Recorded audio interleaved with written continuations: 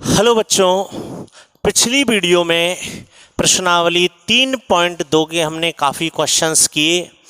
इस वीडियो में हम प्रश्नावली 3.2 के बचे हुए क्वेश्चंस करेंगे। तो सबसे पहले मैं प्रश्नावली 3.2 का अंतिम सवाल क्वेश्चन नंबर 15 डिस्कस कर रहा हूँ। ध्यान से समझें, अपनी तरह का बिल्कुल स्पेशल सवाल है, अलग तरह का सवाल है। सवाल ने ए नाम की मैट्रिक्स दी है, वो कह रहा है सिद्ध करो ए की घात एन। तो बेटा ए की घात एन का मतलब तो ए गुना ए गुना ए गुना ए कितनी बार होता है? एन बार। अब ऐसे कब तक गुना करेंगे? अरे वो ए स्क्वायर पूछता तब तो हम कर लेते ए गुना ए। वो ए की घात 3 भी पूछता तो हिम्मत करके हम कर लेते ए गुना ए स्क्वायर। लेकिन उसने तो एन बार कहा है। तो दो तरीके, आप या तो ए स्क्वायर निकालो पहले, फिर ए की घात 3 निकालो, फिर कह दो इसी प्रकार समरूपता से ए की घात एन बराबर वो आंसर। या जब भी एन के रूप में बात आए तो हम काम में लेंगे गणितीय आगमन सिद्धांत। याद है गणितीय आगमन सिद्धांत हमने प्रश्नावली 11 में पढ़ा, कक्षा 11 में पढ़ा था। गणितीय आगमन सिद्धांत प्रश्नावली 4 में, कक्षा 11 में। क्या है गणितीय आगमन सिद्धांत? सुनते चलो, सवाल समझते चलो। गणितीय आगमन सिद्धांत ये कहता है कि सबसे पहले जो आपको सिद्ध करना है, आप उसका नामकरण कर दें और नाम दे दें उस कथन का पी एन। पी मतलब पॉलिनोमियल ऑफ एन, एन का बहुपद। जो सिद्ध करना है उसको आप पी एन कह दो। गणितीय आगमन सिद्धांत भी समझते चलो और सवाल भी करते चलो। वीडियो को पूरा देखें, कंप्लीट, बीच में नहीं छोड़ें। और ये आदत बंद करो कि 1 सेकंड 2 सेकंड 10 सेकंड चलाई, 20 सेकंड चलाई और डाउनलोडिंग पर लगा दी और कल देखेंगे, डाउनलोड हो जाएगी जब। अरे लाइव देखा करो, बिल्कुल लाइव। वैसे ही कुछ दिनों बाद हम लाइव क्लासेस चालू करने वाले हैं।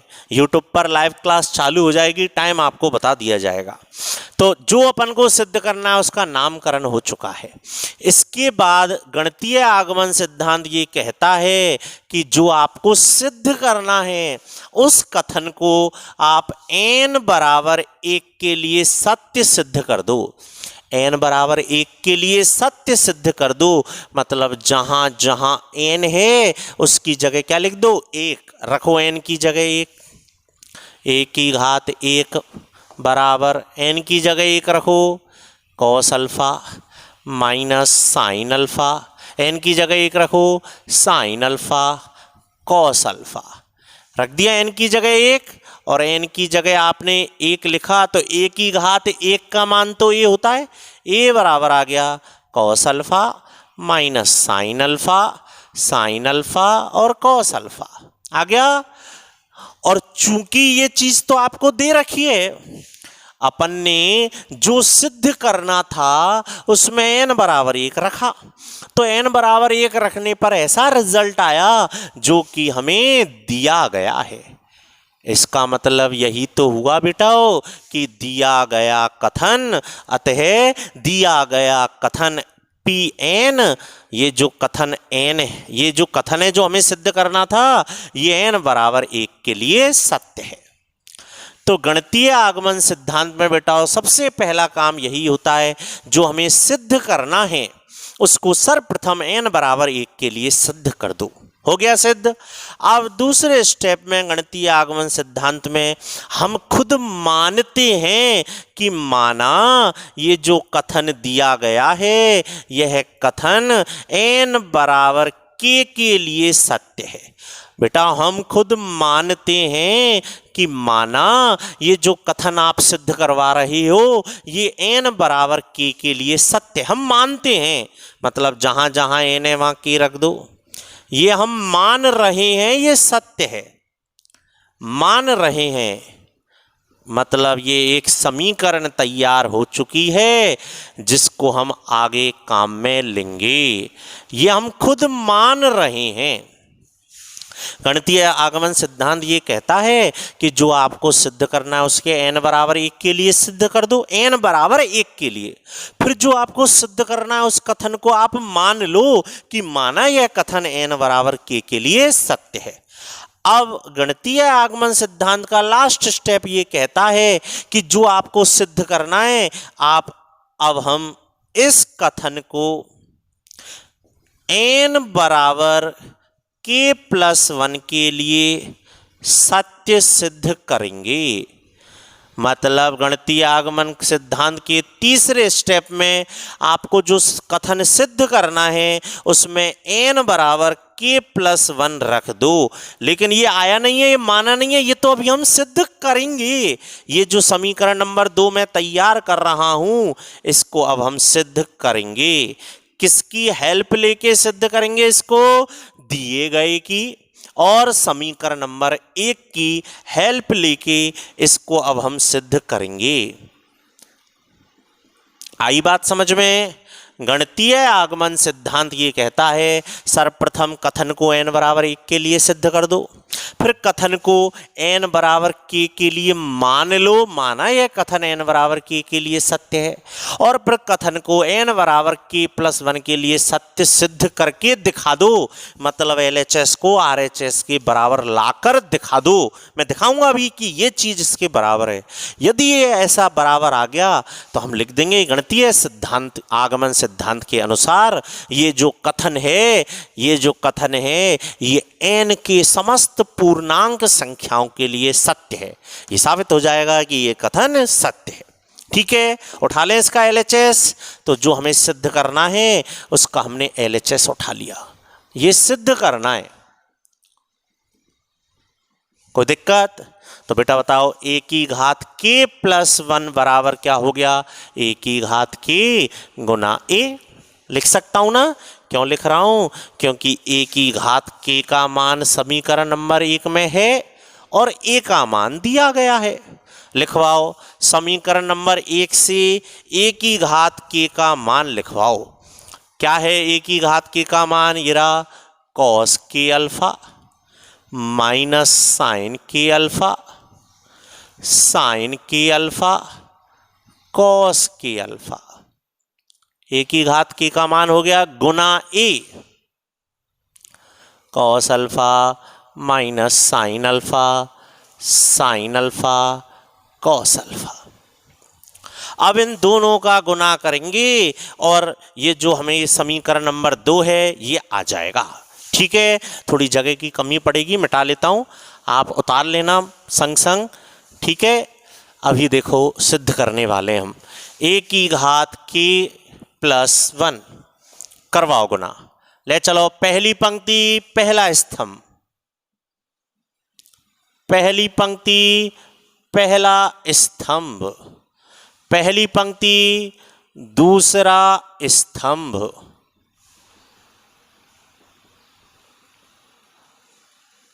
कोई दिक्कत? पहली पंक्ति को पहले स्तंभ से गुना कर दिया। ऐसे ही दूसरी पंक्ति को ले चलो, तसल्ली से गुना करो, आराम आराम से, गड़बड़ नहीं होनी चाहिए।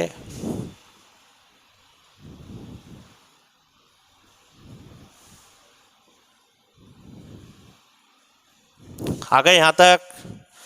क्या आ गया बेटाओ? देखो सूत्र बन रहा है cos A cos B minus sine A sine B। क्या आ गया? cos of A plus B आ गया। अब ध्यान से देखो, यहां देखो sine A cos B plus cos A sine B क्या बन रहा है? साइन ऑफ, देखो sine A cos B sine of A plus B। इसमें माइनस कॉमन ले लो, मनी मन में माइनस कॉमन ले लो। क्यों स्टेप खराब कराते हो? माइनस कॉमन ले लो।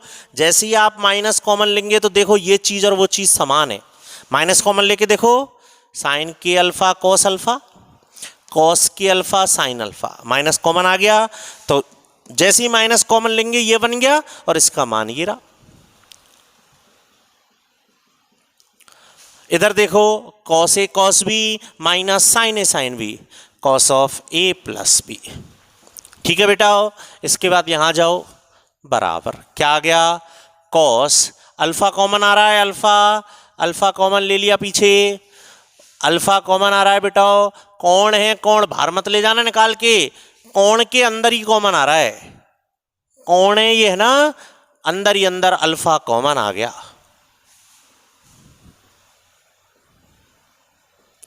आप देख सकते हैं यही मुझे सिद्ध करना था, मतलब मैंने LHS उठाया और क्या आ गया, RHS आ गया। आ गया ये RHS।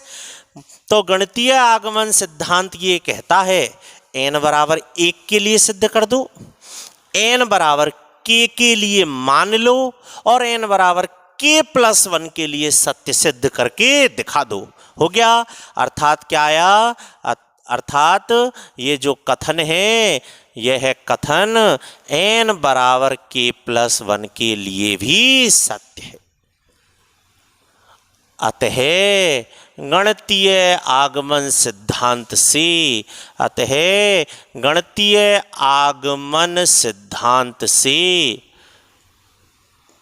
यह कथन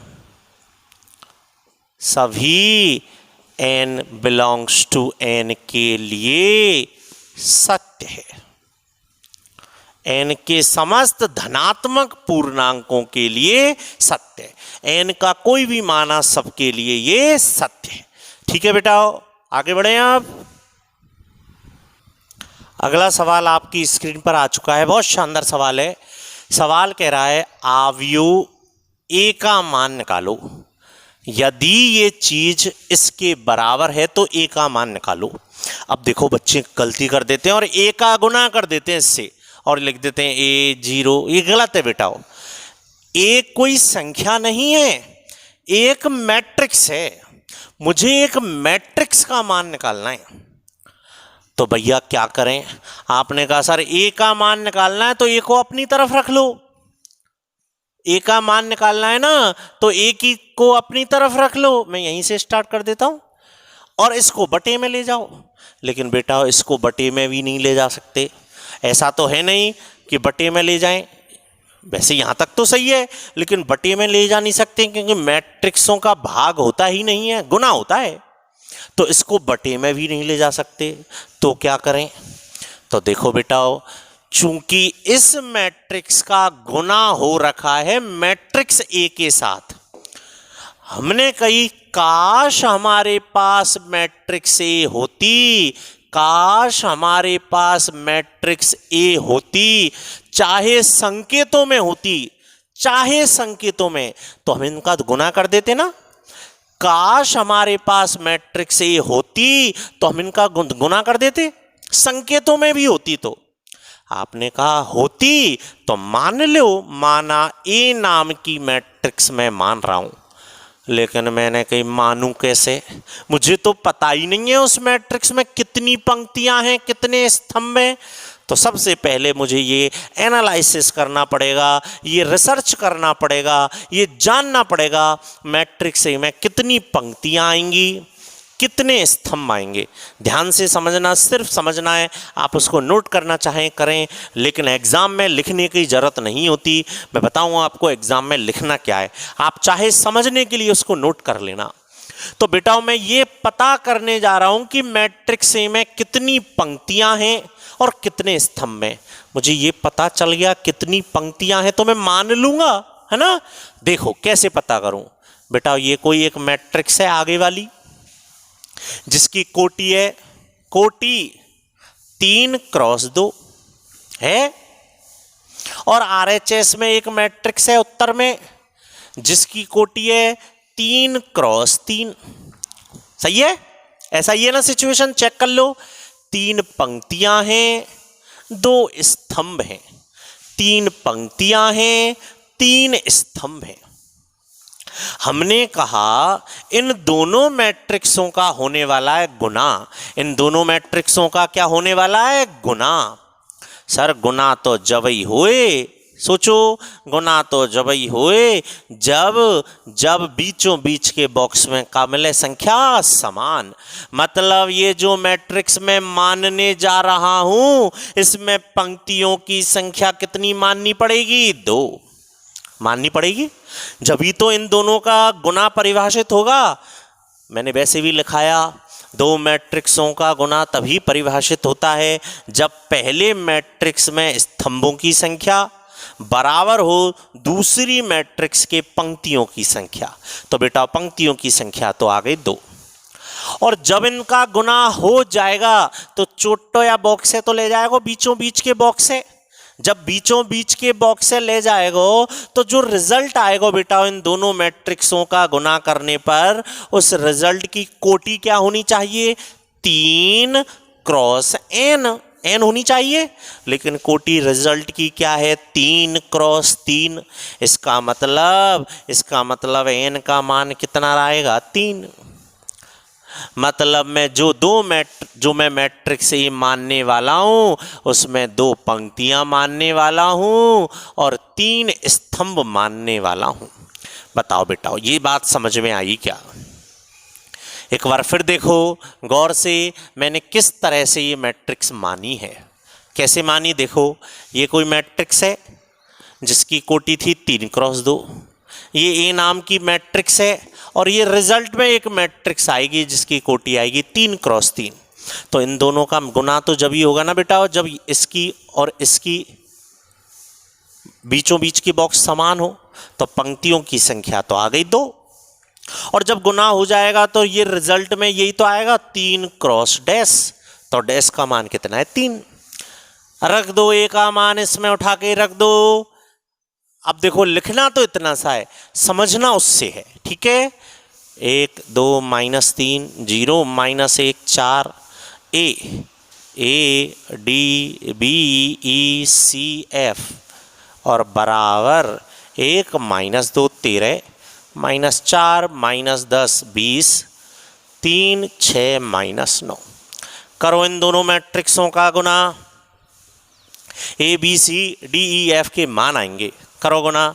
पहली पंक्ति पहला स्तंभ ए प्लस 0 करो, बी प्लस 0 सी प्लस 0 करते चलो गुना। अगली पंक्ति का number 2a minus D, 2b minus E और 2c माइनस एफ। अगली का करो -3a plus 4d -3b plus 4e -3c plus 4f बराबर है 1 -2 13 -4 -10 20 3 6 -9। देख लो, कोई दिक्कत? आराम से मैट्रिक्स ए मानो और मैट्रिक्स ए का उसमें मान रख के गुना कर दो। करें बेटा तुलना करो। संगत अवयवों की तुलना करने पर तो देखो तुलना करते ही ए का मान आ गया, बी का मान आ गया, सी का मान आ गया, ए बी सी के मान आ गए। अभी डी ई एफ की ओर चाहिए और करो तुलना। तो 2a माइनस डी बराबर आ गया -2। तुलना करते चलो ऐसे ही। 2b माइनस ई बराबर आ गया। आ रहा है बिल्कुल समझ में? नीचे नहीं दिख रहा है तो मैं उधर लिख देता हूं। चलो तुलना के बाद ए बी सी के मान आ गए ना। चलो 2a माइनस डी बराबर -2, 2b माइनस ई बराबर -10 और 2c माइनस एफ बराबर 6। बेटा ए का मान हमारे पास है ही 1, रखो ए का मान।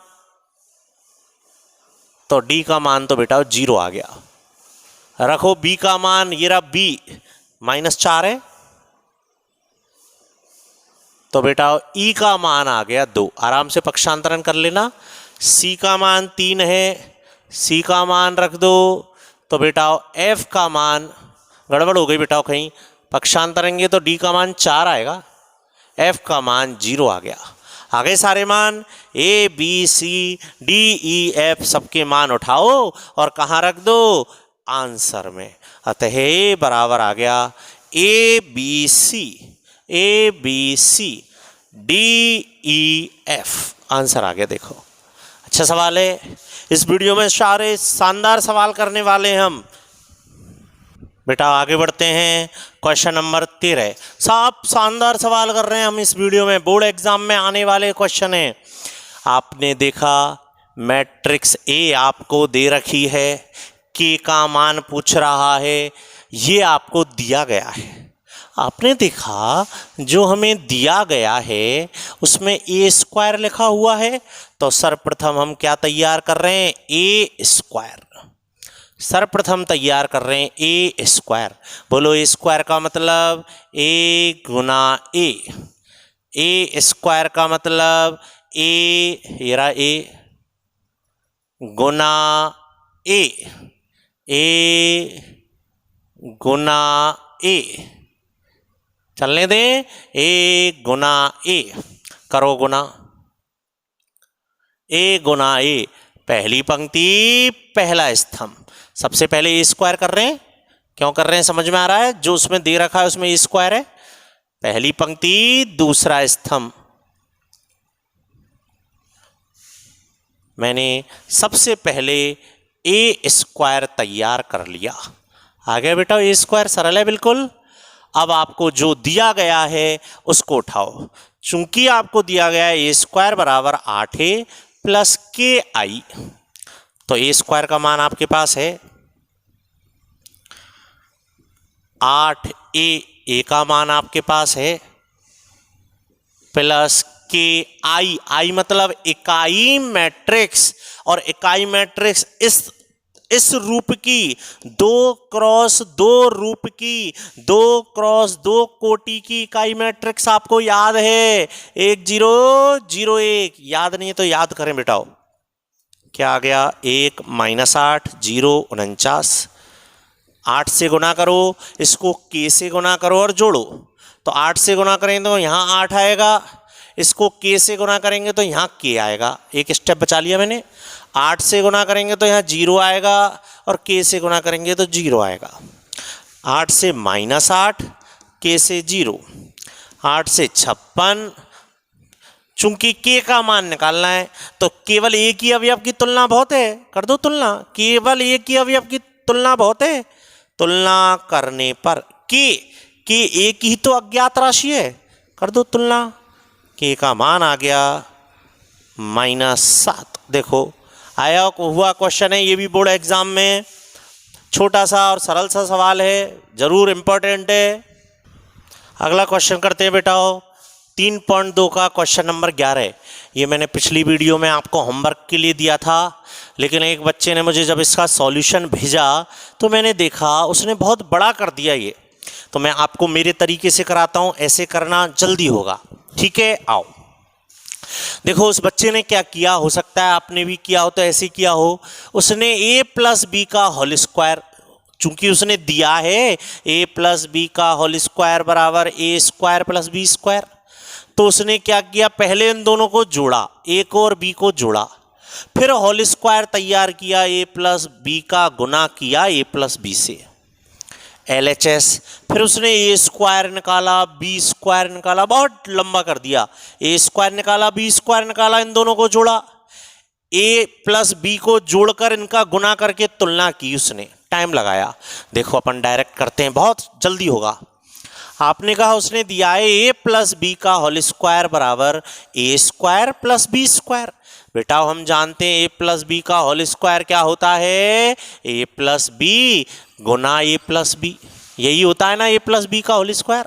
सूत्र तो मत लगा देना, सूत्र नहीं लगते बीजगणित के, तो गुना करें, ए गुना ए स्क्वायर, बच्चा गुना, ए गुना बी ए बी गुना ए बी गुना बी स्क्वायर।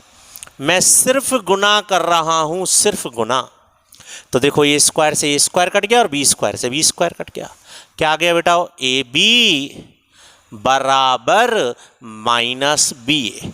तो देखो हमारी इतनी मेहनत, अब ऐसा तो कर मत दियो भैया ए से ए काट दो, हम जानते हैं ए गुना बी अलग चीज है और बी गुना ए अलग चीज है, लेकिन इस तरह करने से देखो बेटा हमारी कितनी मेहनत बच गई। हमें ए स्क्वायर निकालना नहीं पड़ेगा, कट गया, हमें बी स्क्वायर निकालना नहीं पड़ेगा, हमें क्या करना पड़ेगा, ए का गुना बी से करना है, ए गुना करना है बी से, माइनस, ऐसा करो माइनस का लफड़ा ही खत्म कर दो, माइनस को गुना कर दो बी के संग, संग ही है ना, माइनस का लफड़ा खत्म, नहीं नहीं सर नहीं, हम तो रखेंगे। ले भैया रख, ले रख, तू तेरी चला। बी गुना ए, लो भैया, कोई दिक्कत? अब हमारा मजा आ गया, देखो गुना ही करने, केवल जल्दी से गुना कर दो। पहली पंक्ति पहला स्तंभ, पहली पंक्ति पहला स्तंभ, दूसरी पंक्ति दूसरा स्तंभ, और दूसरी पंक्ति दूसरा स्तंभ। हो गया? इधर गुना कराओ, माइनस है, चलो तुम्हारी मर्जी, पड़े रहने दो। ए प्लस 2, वैसे माइनस से गुना कर लेते हैं, यहाँ बढ़िया रहते। चलो माइनस का ए माइनस का 1, बी माइनस 2 माइनस का बी प्लस 1। ठीक है, करें तुलना। अब तुलना ऐसे अवयवों की करो, माइनस हो रहा है बेटा, माइनस का लफड़ा खत्म करो, माइनस का ये लफड़ा खत्म करो, नहीं गड़बड़ हो जाएगी सब। करो माइनस से अंदर गुना, minus A minus 2 minus B plus 2 minus A plus 1 और बी माइनस 1। सही है? यहाँ तक कोई दिक्कत ही नहीं आ रही है? देख लो। अब तुलना ऐसे करो, मान निकले जल्दी, तो देखो ऐसे इनकी तुलना करो जिससे जल्दी से मान आए। तुलना करने पर बताओ, तुलना करने पर क्या आ गया बेटाओ? 2 बराबर आ गया a प्लस 1, तो a का मान आ गया 1। उत्तर ऐसी तुलना करो, जल्दी जल्दी उत्तर आए। ऐसी इसकी तुलना कर दो, किसी की कर सकते हो, लेकिन हम ऐसे अवयवन की करें जल्दी जल्दी उत्तर आए। ए का मान आ गया और बी का मान आ गया। देखो सरल है, मैंने आपको पिछली वीडियो में दिया था, लेकिन आप इस तरह से करें जल्दी होगा। तो बेटा यहाँ तक के क्वेश्चन समझ में आ गए? ठीक है, इस वीडियो को यहीं विराम देते हैं। अगली वीडियो में हम 3.2 का एक सवाल बचा हुआ है, क्वेश्चन नंबर 12 है शायद, ये हम अगली वीडियो में देखेंगे। आप विविध प्रश्नावली के क्वेश्चन सॉल्व करें, क्वेश्चन नंबर 1 से लेकर जितने क्वेश्चन आप कर सकते हैं करें। हम अगली वीडियो में 3.2 का बचा हुआ सवाल भी हल करेंगे और विविध प्रश्नावली के क्वेश्चन सॉल्व करेंगे। ठीक है बच्चों, बाय बच्चों।